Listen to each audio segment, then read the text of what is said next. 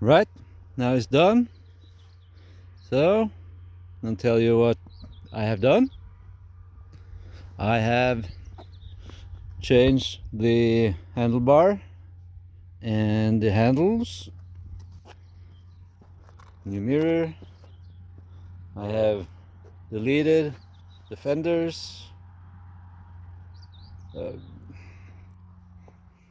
polished the engine, wrapped it, made my own side pieces. Yeah, a bit bigger diameter on the rear tire. Changed the seat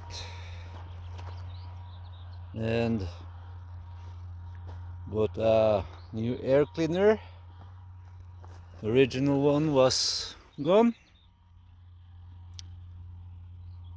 Yeah, I have changed the headlight to a round one, small one, and put the rear light, tail light a little more inwards.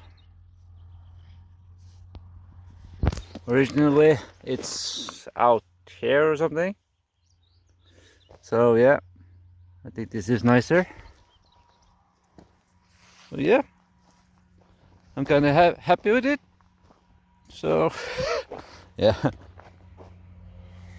now it's just to enjoy it.